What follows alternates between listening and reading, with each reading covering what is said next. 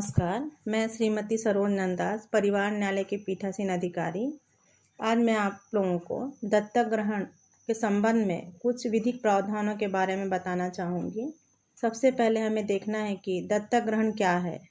दत्तक ग्रहण किसी एक व्यक्ति या दंपत्ति में समाहित पैतृकता के समस्त अधिकारों का विधिपूर्वक किसी अन्य व्यक्ति या दंपत्ति में स्थायी रूप से अंतरित हो जाना ही दत्तक कहलाता है। वर्तमान हिंदू दत्तक ग्रहण एवं भरण पोषण अधिनियम 1956 के द्वारा धार्मिक संस्कारित कृत्य के साथ ही लौकिक कार्य की परिस्थिति प्रदान की गई है। दत्तक ग्रहीता माता पिता एवं नैसर्गिक माता पिता के समस्त अधिकार एवं दायित्व भी समान होते हैं तथा इसी प्रकार विधि पूर्वक लिया गया या दत्तक पुत्र या पुत्री भी वही समस्त अधिकार प्राप्त करते हैं जो कि एक नैसर्गिक पुत्र और पुत्री को प्राप्त होते हैं। जहाँ तक अन्य संप्रदायों का प्रश्न है, मुस्लिम, ईसाई, पारसी एवं यहूदी संप्रदायों की निजी विधियों में दत्तक ग्रहण की प्रथा को मान्यता प्रदान नहीं की गई है। अतः इस विषय पर संरक्षिता एवं प्रतिपाल्य अधिनियम 1870 का उपबंध किया गया है, जो कि मुख्यतः मुस्लिम, ईसाई, पारसी, यहूदी संप्रदाय के व्यक्तियों को लागू होता है तथा उपरोक्त संप्रदायों में संरक्षिता के संबंध में उपबंध करता है। अब हमें देखना है कि विधि मान्य दत्तक संबंधी क्या अपेक्षाएं हैं। सर्वप्रथम, दत्तक लेने वाला व्यक्ति दत्तक का सामर्थ्य एवं अधिकार रखता हो। दत्तक देने वाला व्यक्ति भी दत्तक का सामर्थ्य एवं अधिकार रखता हो। दत्तक व्यक्ति दत्तक में लिए जाने योग्य हो तथा कोई भी स्त्री एवं पुरुष जो अविवाहित अथवा विवाहित, विधुर अथवा विधवा एवं तलाकशुदा हैं, वे दत्तक प्राप्त कर सकते हैं। वे स्वस्थ हों तथा स्वस्थ मस्तिष्क के भी हों। परंतु यदि कोई विवाहित हो और दत्तक ग्रहण दिनांक को उसकी पत्नी या पति जीवित हो, तब उस पत्नी या पति की सहमति के बिना दत्तक नहीं लिया जा सकेगा। अब हमें देखना है कि दत्तक देने हेतु सक्षम व्यक्ति कौन है। गोद दिए जाने वाला बालक अथवा बालिका के माता पिता या संरक्षक मात्र ही दत्तक देने हेतु सक्षम माने गए हैं। इसके अतिरिक्त अन्य कोई भी व्यक्ति दत्तक नहीं दे सकता। जहां गोद दिए जाने वाला बालक अथवा बालिका के माता पिता जीवित हों, वहां दोनों की सहमति के बिना दत्तक संभव नहीं है। जहां की माता पिता द्वारा अंतिम रूप से संसार का त्याग कर दिया गया हो या वह हिंदू ना रह गया हो अथवा विकृत चित्त हो, ऐसी दशा में वे दत्तक देने हेतु सक्षम नहीं माने गए हैं। व्यक्ति जो दत्तक लिए जा सकते हैं या अन्य दत्तक की शर्तें, सर्वप्रथम उसे हिंदू होना चाहिए। उस बच्चे को पूर्व से दत्तक नहीं लिया गया होना चाहिए। अविवाहित हो, परंतु यदि पक्षकार को लागू होने वाली प्रथा या रूढ़ी में अनुमति हो तो विवाहित व्यक्ति का भी दत्तक लिया जा सकता है। जिस बच्चे या बच्ची को गोद दिया जा रहा है उसकी आयु 15 वर्ष पूरी नहीं होनी चाहिए, परंतु यदि पक्षकारों को लागू होने वाली प्रथा या रूढ़ी में अनुमति हो तो 15 वर्ष या अधिक आयु के व्यक्ति का भी दत्तक लिया जा सकता है। पुत्र के दत्तक हेतु दत्तक लेने वाले या लेने वाली का कोई हिंदू पुत्र, पुत्र का पुत्र या पुत्र के पुत्र का पुत्र जीवित नहीं होना चाहिए।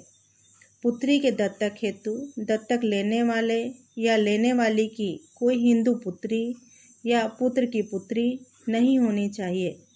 दत्तक लेने वाले पुरुष की आयु दत्तक पुत्री से कम 21 वर्ष अधिक होनी चाहिए।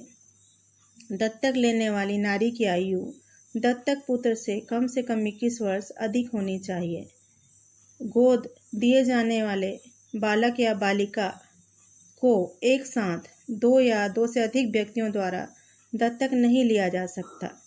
दत्तक लिए जाने वाले बच्चा या बच्ची को उस परिवार से दत्तक ग्रहीता परिवार को वस्तुतः दिया और लिया जाना आवश्यक है। अब हम दत्तक के परिणाम के बारे में जानेंगे। दत्तक दिया गया बच्चा या बच्ची दत्तक ग्रहण के तत्काल पश्चात से ही अपने नैसर्गिक परिवार से अलग होकर नए परिवार में शामिल हो जाता है, परंतु उसके नैसर्गिक परिवार की संपत्ति में जन्म से निहित अधिकार एवं बाध्यता उसमें दत्तक के उपरांत भी निहित रहते हैं। साथ ही उस पर बाध्यता होती है कि दत्तक के पश्चात भी वह अपने नैसर्गिक परिवार के ऐसे व्यक्ति से विवाह नहीं कर सकेगा जिनके साथ विवाह अपने नैसर्गिक परिवार में रहते हुए वर्जित होता। साथ ही दत्तक के उपरांत बच्चा या बच्ची किसी व्यक्ति को संपत्ति में उसके अधिकार से निर्हकित नहीं कर सकता है जो पूर्व से उस अन्य व्यक्ति को संपत्ति में प्राप्त थे। किसी बच्चा या बच्ची के गोद लेने के पश्चात दत्तक पिता या माता दत्तक को रद्द नहीं कर सकती। साथ ही दत्तक पुत्र या पुत्री भी अपने पूर्व के परिवार में वापस नहीं जा सकते और न ही अपने दत्तक परिस्थिति का त्याग कर सकते हैं। यदि कोई व्यक्ति दत्तक के प्रतिफल के रूप में कोई भी राशि या संपत्ति, इनाम अथवा किसी अन्य रूप में न तो प्रदान करेगा और न ही ग्रहण करेगा, इस उपबंध का उल्लंघन करने वाले व्यक्ति को 6 माह तक के कारावास और जुर्माना या दोनों से दंडित किए जाने का प्रावधान है। केंद्र सरकार के द्वारा दत्तक हेतु सेंट्रल अडॉप्शन रिसोर्स अथॉरिटी गठित की गई है, जो कि महिला एवं बाल विकास मंत्रालय के अंतर्गत नोडल बॉडी की तरह कार्य करती है। यह संस्था मुख्यतः अनाथ, सड़क पर छोड़ दिए गए और आत्मसमर्पण करने वाले बच्चों के अडॉप्शन के लिए कार्य करती है। इस हेतु बच्चे का दत्तक हेतु स्वतंत्र होना आवश्यक होता है, जिसकी घोषणा बाल कल्याण समिति द्वारा केंद्रीय सरकार के दिशा निर्देशों के अनुसार की जाती है।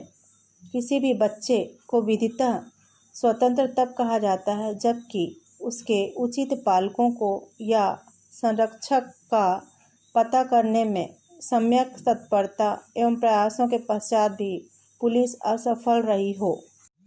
बच्चा या बच्ची को गोद लेने वाले पालक के लिए कुछ आवश्यक शर्तें हैं, जैसे पालकों का मानसिक, शारीरिक एवं भावनात्मक रूप से स्थिर होना, पालकों का आर्थिक रूप से सक्षम होना, पालक किसी प्राणघातक बीमारी से ग्रसित न हो। विशेष परिस्थितियों के अलावा 3 या अधिक संतान होने पर दंपत्ति को दत्तक ग्रहण हेतु योग्य नहीं माना जाएगा। सिंगल पेरेंट हेतु अधिकतम आयु 55 वर्ष तथा दंपत्ति की कुल आयु 110 वर्ष से अधिक नहीं होनी चाहिए। एकल महिला बालक अथवा बालिका को गोद ले सकती है, परंतु एकल पुरुष को बालिका गोद लेने की अनुमति प्राप्त नहीं है। गोद लिए जाने वाले बालक या बालिका तथा गोद लेने वाले व्यक्ति की आयु में न्यूनतम 25 वर्ष का अंतर होना आवश्यक है। अब मैं आपको दत्तक ग्रहण की प्रक्रिया के बारे में बताना चाहूँगी। दत्तक ग्रहणकर्ता व्यक्ति या दंपत्ति को प्राधिकृत एजेंसी में पंजीयन कराना होगा, जहां उन्हें सामाजिक कार्यकर्ताओं द्वारा दत्तक ग्रहण की प्रक्रिया एवं इस संबंध में विधिक औपचारिकताओं की जानकारी दी जाएगी। प्राधिकृत एजेंसी के सामाजिक कार्यकर्ता दत्तक ग्रहीता के निवास पर आकर उनके आर्थिक एवं सामाजिक परिस्थिति का अध्ययन करेंगे। साथ ही दत्तक ग्रहण के संबंध में उनसे आवश्यक परामर्श करेंगे। सामाजिक कार्यकर्ताओं द्वारा उपरोक्त अध्ययन पंजीयन की तिथि से 3 माह के भीतर पूरा किया जाना चाहिए तथा उसके पश्चात वह परामर्श सत्र आरंभ कर सकते हैं तथा परामर्श सत्र उपरांत माननीय न्यायालय को सूचना दी जाएगी। दत्तक हेतु इच्छुक व्यक्ति या दंपत्ति को दत्तक हेतु तैयार बच्चे की जानकारी दी जाएगी। ऐसे बच्चे की चिकित्सा रिपोर्ट, शारीरिक परीक्षण एवं अन्य आवश्यक सूचना संबंधित दत्तक ग्रहीता व्यक्ति या दंपत्ति को दी जाएगी और जब वह उचित पाए तब उन्हें बच्चे के साथ कुछ समय बिताने का समय दिया जाता है। जब दत्तक के इच्छुक दंपत्ति को बच्चा या बच्ची स्वीकार हो जाता है तब वह इस संबंध में अपनी स्वीकृति देते हैं। सभी आवश्यक दस्तावेज अपने अधिवक्ता को प्रदान किए जाते हैं, जो कि संबंधित न्यायालय में प्रस्तुत किए जाने हैं। इस संबंध में याचिका तैयार कर इच्छुक पक्षकार न्यायालय के समक्ष उपस्थित होते हैं तथा न्यायालय के समक्ष याचिका पर हस्ताक्षर करते हैं। याचिका पर हस्ताक्षर होने के पश्चात बच्चे की आदतें आदि समझने के लिए अपने घर ले जाने के पूर्व बच्चे को दत्तक ग्रहीता दंपत्ति के द्वारा pre adoption foster care centre में ले जाया जाता है। इच्छुक पक्षकारों को बच्चे के साथ संबंधित न्यायालय के समक्ष सुनवाई में उपस्थित होना होता है, जहां सुनवाई बंद कमरे में होती है तथा न्यायालय द्वारा कुछ प्रश्न किए जाते हैं तथा बच्चे के नाम पर जमा की जाने वाली राशि नियत की जाती है।